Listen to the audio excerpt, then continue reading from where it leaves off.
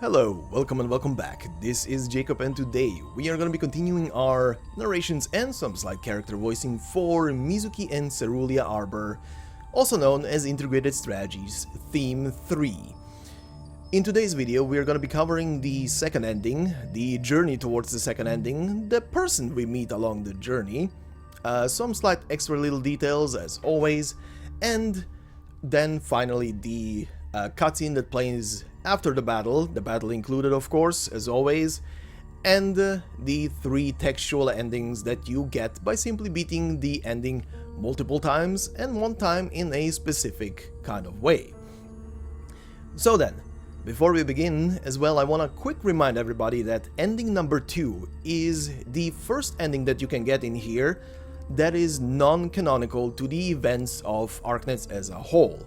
This is its own thing, its own timeline, a timeline that is being observed by the Doctor through Mizuki's telepathic help by understanding what a device that the two of them can find along this journey is showing them essentially. A device that is calculating and maybe even looking into completely different timelines, or maybe just producing simulations of different timelines. But whatever it is doing, it is definitely showing the Doctor some very disturbing things, as I hope the music in the background is already kinda building up to what this is gonna become today. Also, as a quick reminder, ending 1 that we did in a previous video, which you can find linked in the description of this very video down below, is the only canonical ending to the events that unfold in here. It is an ending in which pretty much Mizuki sets out to find Cicero, but also doesn't just find him, but also finds Highmore, with whom he returns then back to Rhode Island. If you want to see that one and have not seen how that one plays out yet, the link is in the description. Go and watch it. It's a, so far, the only wholesome ending. That's all I'm gonna say for now. But, like I said, on this very journey to ending number 2, we will begin this one by meeting a certain old friend. But before I go into who we are meeting, a quick little reminder as well, ending number 2 will carry spoilers, quite a lot of them, to the events and characters of Stultifera Navis and Undertides. So if you do not want to get spoiled on characters and are going blind through the narrative of this game or following along with the narrations on this very channel, I would highly suggest finish those 2 stories first before you continue with any of these videos, because these are obviously carrying a lot of spoilers and contextual stuff that is connected to the whole Aegir and Iberian storyline. Well then, with that said, let us proceed and see who we meet on this journey. On this journey, we will run into a familiar face from Stultifera Navis. We will run into the last night in Delusions of Lunacy. And the text goes as follows. The flames in the sky burn wantonly, turning into a faint residual warmth when they land on the knight's shoulder guards. He goads his mount and gallops atop the waves. He gazes out and there is nothing but pure azure all around him. The sound of rushing waves ever incessant. The ears of wheat are calling. We get presented further with 3 options. Option number 1 is simply called Rage. You lose 2 hope and max hope, but you obtain the collectible Breath of the Tide. The collectible gives you a +1 deployment limit. When obtained, the Tide Hunt Knight will appear on the battlefield until defeated. And yes, with this collectible in hand, the Knight will join you on the journey. He will be already deployed, he will have his own stats, his own skill, and other things, but we will cover that in a short bit. First, the second option. The second option is simply called Call Out, which lets you roll a die, and if it is a successful roll, you pretty much get the same outcome. Option number 3 is to remain silent, in which case you will just go on your merry way. However, once he joins you, you obviously get more text. And it continues with, "The weed seeds are sown into the ocean drowns them. The merciless ocean slaughters vantumly and rejects life. Life needs the night, and the night shall charge forward. Slay the ocean, slay the ocean." We obviously get a picture and extra text in our menu here, which reads as follow. "His biological form has long been warped, and what now fills his steel husk are madness and stubbornness. Even when his mask is removed, it is not a human countenance that is revealed." And when it comes to the stats that the knight has, well, he has the range of one tile in front of him, 3000 HP, 400 attack, 1000 defense, 50 resistance. As noted before, no redeployment time or DP cost. You only get him automatically deployed. When he dies, he's gone. His block count is 2, attack interval is 2 seconds, and his one and only skill is Charge. The next attack deals 200% attack as physical damage, and he pushes the enemy away with grand force. From here on, we continue in our journey. Continuing on this journey, we will have the chance to run into yet another event in this chain before reaching ending number 2. This one is called "The Night Persists," and the text goes as follow. "A windless day, the ocean's surface is serene as a mirror. The knight smashes the mirror underfoot and looks at his reflection, seeing only an illusion of himself threading across the sky, eyes cast down upon the masses. The knight lifts his lance to thrust, and his fake points his weapon at the sea. Suddenly, the ocean caves in and a storm rushes forth, the sea and sky joining forces to kill the knight. Civilization despises him, yet nature also rejects him. The name of his enemy is Terra." So then, we get presented with 3 options here as per usual. The bottom option is the easiest one to go over. It is simply called Pass By, which means you pretty much ignore everything and you continue on your journey as if nothing happened. However, our first option is called Resist. You lose 2 life points, but you obtain the collectible Absurd Fate. The collectible itself will yield you 10 ingots and 1 key. As for the flavor text on it, we will go over that in a bit as we will go over the other items obtainable on this journey. Our second option is Break Free. You obtain the collectible The Knight's Corpus. From this one, the Tidehunt Knight will lose 80% of his defense, meaning that his 1000 defense will go down to 200 and make him very squishy. As a reminder, he can die and he can be lost for the rest of this journey.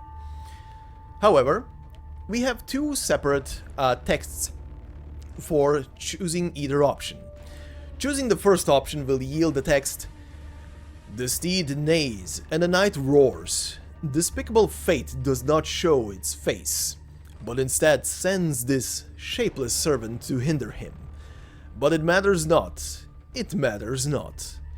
They have come, and the night will destroy them." The second option yields this text. "The night leaps up, but comes crashing down heavily. The shadows lurking within the tides. Are they kin? They summon the tides forth, they seek to bring the knight to his knees. He rises to the surface and leaps back out, again and again. Grovel, admit defeat. Never, never. The knight is his own master. He always holds his head high." And over here in the menu, we get presented with the title of this picture, which is Last Stand. And it reads, for the rational, there is no way of defeating the ocean. For the sentimental, the waves that devour the sky are enough to snuff out one's soul.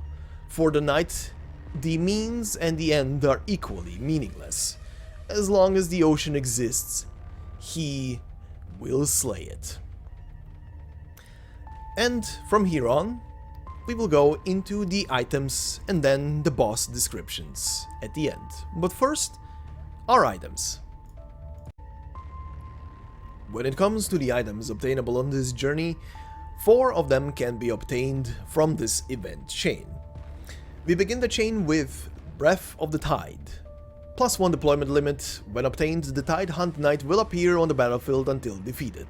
The very first item you get by just successfully recruiting the Tide Hunt Knight on this journey. The flavor text reads, he appeared near you because he smelt the scent of the tides. You mean nothing to him. The second item is only obtainable if he dies on this journey. It is called the Regressed Rocinante. Rocinante, as a quick reminder, is the steed of the Tide Hunt Knight. And it says, the Tide Hunt Knight will no longer appear on the battlefield. The flavor text says, only a hero can ride it. When a hero dies, so too does its life end. From the second event, we can obtain 2 more items. The first item being the Absurd Fate. Like I said before, you get 10 Originium ingots and 1 key by obtaining this one. The text reads, his name is widely known in Casimir's, and his descendants set up companies to benefit from his renown. All the things he defended with his life have become nothing more than gold coins in a wallet. And the final item that can be obtained from the second option in the second event is the Knight's Corpus. The Tide Hunt Knight has reduced defense by 80%. The flavor text reads, resisting does not come without a price. The knight's body had long since become riddled with wounds, but he paid no heed. He will fight until the bitter end, even should his body be smashed to pieces. Now this is the item out of the 2 that you can obtain from the second event that is the most favorable to obtain. But why would it be? Why would you want to reduce the defense on your companion along this journey? Well, once you reach the final map, the final set of nodes that you can traverse through before reaching the final boss, something will change. As we continue on the journey towards the final boss battle, once we reach the final set of nodes on the final map, our companion, the Tide Hunt Knight, will no longer be a companion to us. Instead of being with us throughout the battle nodes, reaching up all the way to the final boss, he instead will be replacing the final boss, and we will be facing off against the Last Knight. And it says here, the basis of a well-known folktale in Casimir's. The past died on the land, and neither the present nor the future have any meaning. Only the ocean. Kill the ocean. So yeah, the Last Knight will be replacing the usual boss that you get from ending number 1. He is not a slouch, by the way. He comes with 100,000 HP, 2,000 attack, 4,000 defense, and 70 resistance. Now, if you did pick up the item to reduce his physical defense by 80%, you will definitely have a very much easier time dealing with it. However, he does have a couple of extra mechanics to him that are a bit annoying to deal with, but you can power through them. As per usual for a final boss in this event, he will drain 30 life points if he passes through the gate, which if you do not have enough life points on the gate, you will automatically lose. However, once he gets damaged by somebody, he will inflict cold on the source of the damage. Doesn't matter if it's passive damage going out from around the deployed unit, or if you are directly hitting him, that unit will be frozen. However, if he is below 50% health, that effect is increased as well. Also, if he is attacking a frozen target, his attack will be increased. He is also unblockable when charging. However, the last map does provide us with a bit of a leeway, because he has to break through a couple of barricades before he actually can go straight towards the exit gate. One final note to note here is that he cannot be silenced, but you can stun, sleep, freeze, and levitate him. And as most bosses have, he does have 2 phases in total. So then, from here on, we will proceed into the battle stage, and then we will proceed into the ending cutscene directly after that. As before in the narration for part number 1, I will not be talking over that one. That is a straight up just recording, so enjoy that one, and I will see you for the ending cutscene and the 3 texts. So, enjoy.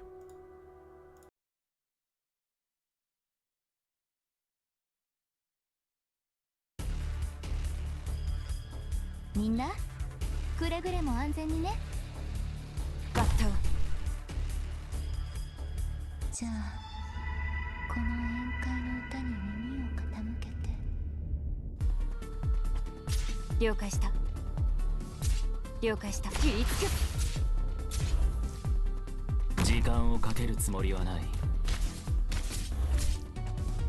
任務は必ず果たします。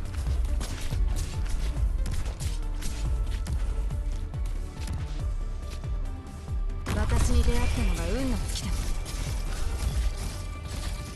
指定の位置に向かう。分かった。目を凝らせ。これこそがイベリアのデストレッツァ。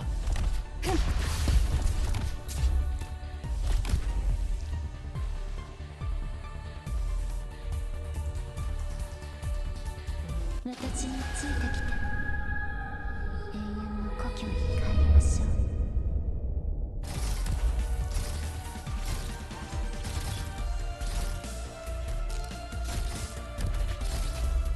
さっさと片付ければ楽に終わる。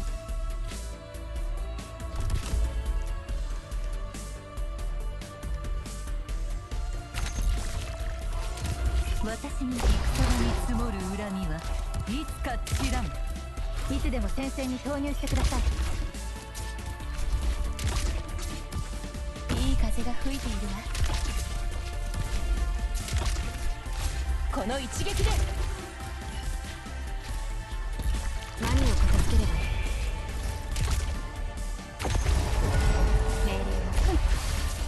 命令をチェンさんの剣術が障害を全てなぎ払うのが嵐の務め。さっさと片付ければ楽に終わる。とどめよ。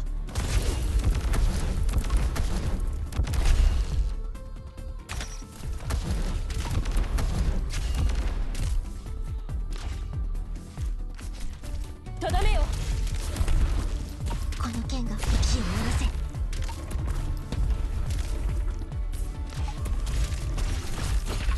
私に巡って過ぎ砂に沈みて相思未だ報いず。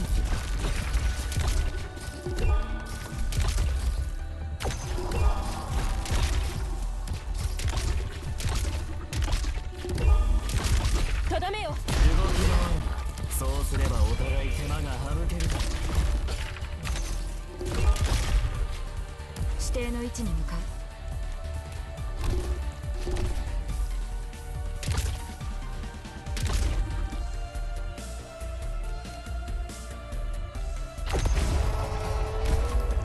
この一撃で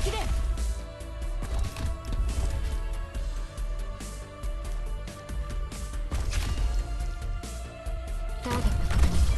すぐに終わら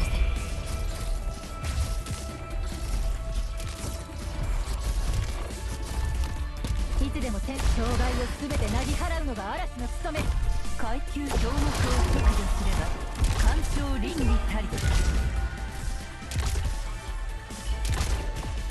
ちら私を舐めるのよ。とどめよ。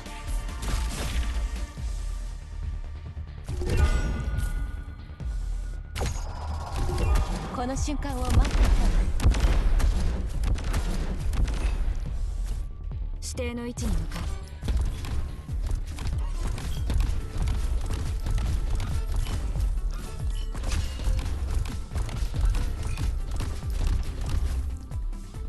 遺言の伝達断る。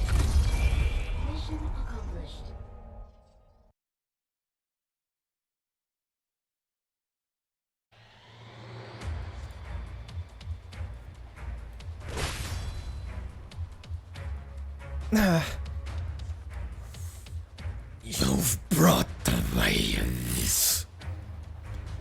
Rosinante letting out a low-pitched braying. Not kin, the scent of soil.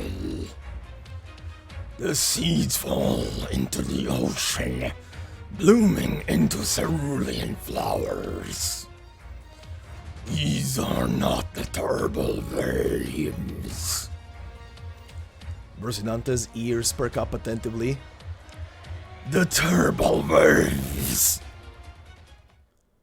The night's soliloquy comes to an abrupt end. The sound of the surging waves, the whistling of foul beasts, the howling of the strident wind. In that instant, everything disappears. In complete silence, the wind rises and the clouds surge. After the moment of silence, the waves ascend and calamity descends once again. Ishar'mla leads we many from the depths of the tides. No longer is Iberia the sole victim. Every corner of the land shall be drowned out by the profound silence. The knight has lost his voice. He suddenly jerks the reins of his mount and aims the tip of his lance across the other side of the ocean.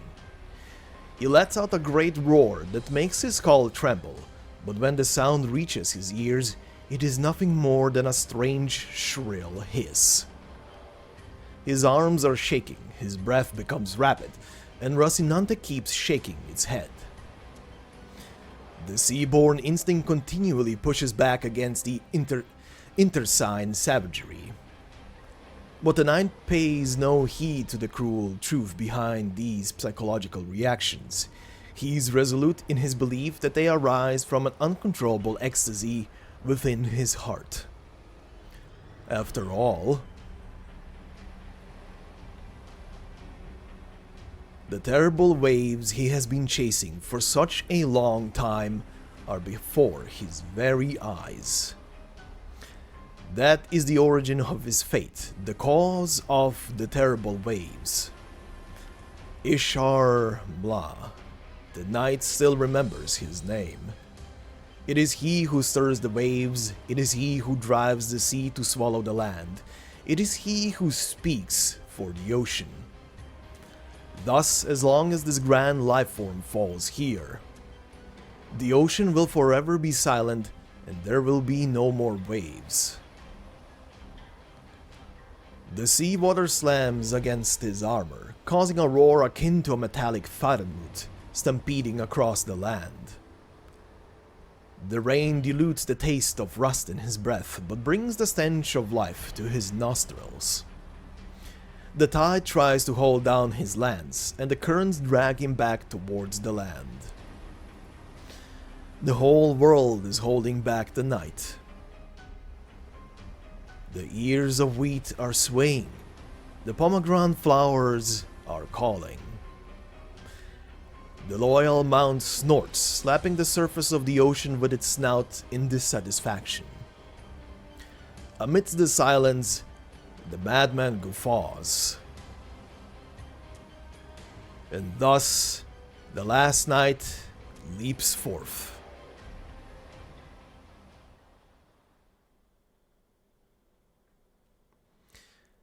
And that would be the ending cutscene for ending number 2. So now we shall proceed directly into the 3 text entries that you get by simply completing this battle 3 times at minimum. So then, part number 1 of the Age of Silence ending is titled Final Bastion. It is currently 8 in the morning. The sky is completely dim and torrential rain pounds ceaselessly upon the ground. But the people continue to walk forward mechanically and numbly, seemingly paying no heed to the wrath from the heavens. Compared to the hope of survival and the fear of death, a little stroll through the rain is hardly a concern. They are already far more fortunate than most. While their human compatriots scattered through the wilderness are slaughtered by the seaborn, they will quickly make their way into a city that appears impregnable. Kal'tsit rarely lets her emotions show, but as she stands on the high walls looking over the procession of refugees stretching out to the horizon, the frown on her brow does not relent. With ishar'mla having gone completely rampant, the profound silence first swallowed the coastlines before all sound in Terra completely disappeared. The seaborn and sea-terrors began to assemble into packs and marched upon the land, eager trapped beneath the waves without any communication. The armies of the various countries disintegrated, and all of Terra was plunged into chaos. So far, all attempts at solidarity have proven useless. Even the combined forces of Casimir's Night Orders and Lethanian's Gesetzeswächters were unable to withstand the seaborne tides for even a single day. By sacrificing their lives, the Emperor's blades were able to hold the national defense line, but this only bought enough time for mankind's retreat. A few months later, the Seaborn adapted to the Empire's trait and penetrated through the troublesome barrier, and humanity suddenly found themselves with no weapons they could rely on. Columbia's cutting-edge technology joined with Sami's ancient arts to try to open up more avenues of retreat, while Great Yan and the remnants of the various countries' armies attempted to consolidate into mankind's final bastion. The soldiers are all united, manning the stronghold with a determination beyond death. For each extra day they stand, countless more lives can be saved. Until the last flag falls, until the last immovable Tianchi of Great Yan watches the distant ranks of civilians and meets his death in a brief yet near eternal grief. From the day the profound silence once again befell humanity, Kal'tsit has practically foreseen the demise of humanity, but the Doctor's miraculous survival, as well as her sense of responsibility to protect humanity, still drove her to find a way to build a city that can allow the human species to live on. She begged and pleaded with a number of Pharaohs, reaching agreements with several beast aristocrats. She managed to recover several pieces of ancient human technology needed to finally erect this spectacle. Humanity's final bastion. These technologies, the way they were put together, the way they were applied for creation rather than destruction, each one of these topics is itself worthy of an entire book. These things were originally the hope of humanity to break away from its limitations. Now they have become the pen and ink by which humanity has drawn its own prison. What worries her more is that despite all this, the city is still unable to accommodate all the survivors. In other words, when the city has gone past its capacity, she must slam its gates shut. In other words, a considerable portion of people will be made to face the despair hidden behind hope. And those who happen to survive can only witness this tragedy and accept it. This is a decision that cannot be stayed by kindness, compassion, or zealotry. Amiya has already cried over this dilemma numerous times. She must be the one to steel her heart, make this impossible decision, and deal with its fallout. There may well be unrest in the city once she does so, simply because she is the highest authority in charge of Rhode Island. Kal'tsit knows that this is too cruel, but in the face of hell itself, even she has no tricks left up her sleeves. If this situation were as simple as sacrificing herself for a greater cause, then Kal'tsit would not mind giving up her near-eternal life. But what about sacrificing herself for an elusive, ephemeral hope for the species' survival? Every theory, every idea, she has already tried her utmost to put them into practice. There is only so much Rhode Island can do. Kal'tsit gazes into the distance. The heavy rain pours down, but no sound reaches her ears. Beads of water continue to hammer against her skin, as if trying to wash her away. She lets out a sigh and gestures for the doctor beside her to return and seek shelter from the rain. What Kal'tsit does not know is that in Iberia's royal court, thousands of miles away, ishar'mla is currently leaping across space, observing the person at her side.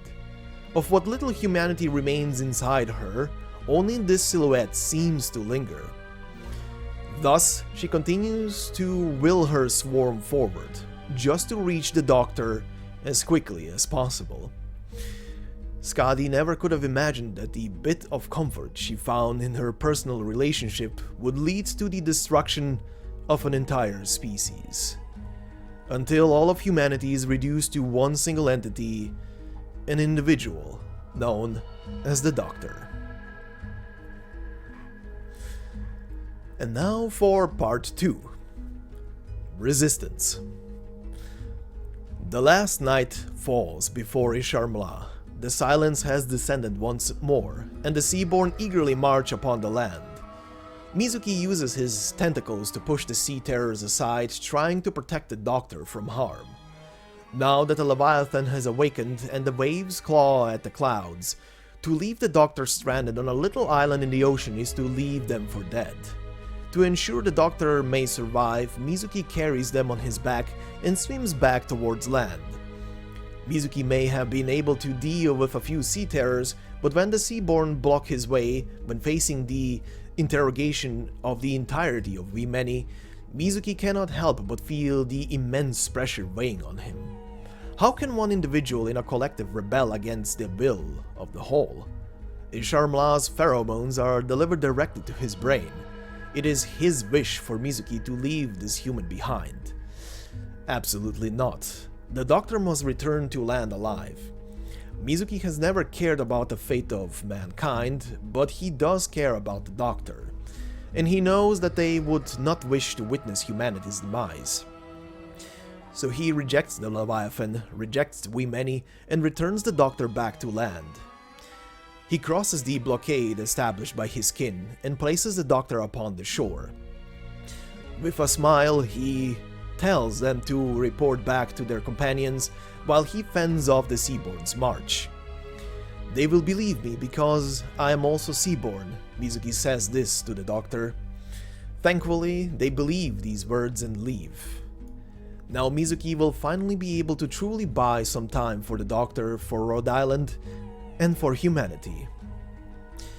Mizuki exhales and adjusts his pheromone expression. In an instant, the Seaborn fall into confusion, unable to comprehend why their own kin was displaying hostility towards We Many. After a period of confusion, We Many decides to prioritize the removal of the hostile individual. Instantly, the Seaborn change their direction and push towards Mizuki as he swims out to the open sea. Across an extremely long span of time, Mizuki's hostility-laced pheromones continue to surface clearly within the collective consciousness of We Many. Like a drop of blood splashing upon a sheet of white paper, they do not dissipate for a long, long time. But in the end, he too dissipates. And now for part 3. Ashes to Ashes. Mizuki's consciousness dissipates into the ocean. No longer can he maintain his human form. His body begins to distend. A Seaborn with a jellyfish-like body appears within the water. His organs can still maintain the basic functionalities of life, but that too will not last for long. Attracted by the scent of blood, a number of sea-terrors and seaborn approach, circling around him. They are awaiting the complete death of their kin. Only then will they partake in his flesh and blood, returning their kin back to the cycle of we many. Mizuki gradually sinks into the water. Whether from waiting too long or because of ishar'mla's call, the seaborn and sea-terrors congregating at the water surface no longer seem obsessed with the life and death of this one individual. He is left alone as he continues to sink. After consuming the remaining energy in his body, Mizuki's core heart analog finally stops beating. Death arrives swiftly, silently. His body begins to contract, the once outstretched appendages crushed into a ball by the pressure of the water. He continues shrinking, regressing, until he is reduced to a single minuscule cell, drifting along the currents of the deep sea. He lands upon a single, withered branch. It is the dead titan of the abyss, the progenitor of the seaborn, the creeping branch. Like Mizuki, his consciousness has long perished, and his enormous form continues to grow only out of instinct. No longer does he remember the meaning of new life, and even if new branches grow, they are already withered and dead.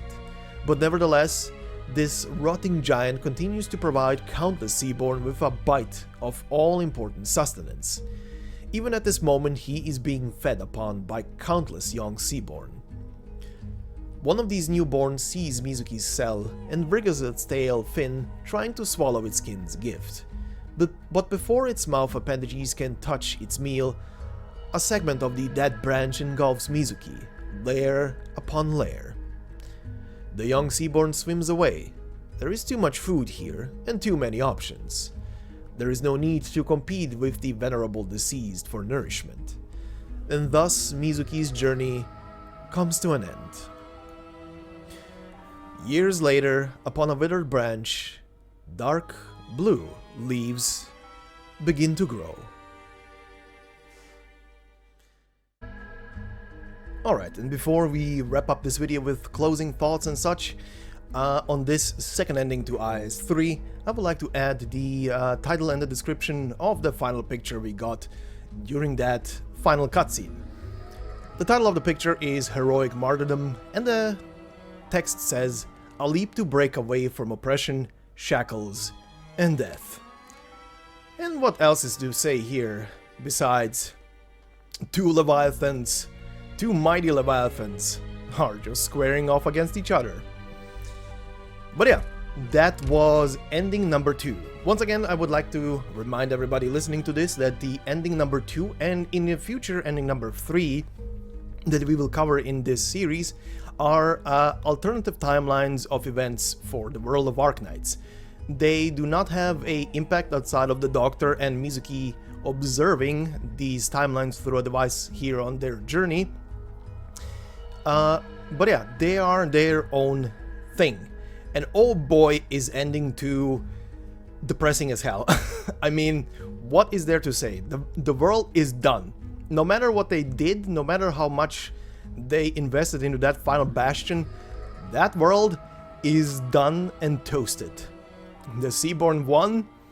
The only ones left in the world are gonna be ishar'mla and all of its kin and all of the wee many, and the Doctor, who is potentially also gonna be turned into another Leviathan class Seaborn. But yeah, that about covers ending 2. For anybody who might be confused about, okay, why, considering the Doctor gets always painted up as a super smart individual who figures shit out very, very quickly, how is the Doctor not figuring out at that point already that the Seaborn are essentially charging towards him? Because they're not just charging towards him, essentially. You gotta... If that is confusing you, just pay attention to the text. It does say that they are swarming literally everywhere, from Casimir's to Sargon to up to Ursus. They are everywhere, they're swarming everywhere, and they are looking for the Doctor because that is ishar'mla's only point of interest. That is That is the message he's sending to the kin, and the kin are just going. They're rushing everywhere, they're destroying everything, they're feasting on everything, and they're joining in with everything. And the final bastion, who the hell knows how long that will last. But yeah, Mizuki also in that story, that second part essentially explains why the Doctor has survived after the final battle there took place between Mizuki and the last knight. Essentially, Mizuki sacrificed himself to distract the Seaborn and Sea Terrors for a while. But that obviously didn't last long enough. He's just one tiny little precious boy, Seaborn boy, but still boy, who gave everything just so that the Doctor may go and live and warn the rest of humanity. And then also perished himself at the end. But yeah, what an ending. I have nothing to say about this. If you want to see... well, I don't remember how much of a reaction I had to reading the majority part of this ending. I did, however, read it, I think, on stream number 2 or 3. I'm gonna see if I can find it. I'll link it in the description of the video, so you can hop and skip through it until the end and see my reactions to reading that, because yeah, that was definitely definitely had reactions there to this ending. But anyway, all I can say here is thank you all for listening and watching this video. If you liked it, please consider leaving a like, it would help me a lot. If you're new to the channel, consider subscribing. There is a lot of narrated content here on the channel when it comes to Arknights stuff. And if you want to follow me anywhere, all the socials are in the bottom of the description of this video. Twitch, Discord, and Twitter. Even though Twitter might burn and die in a couple of days, who the hell knows. But anyway, thank you all for listening. Hope you have a fantastic day, even after this ending. And I will see you in the next one. Until then, bye-bye.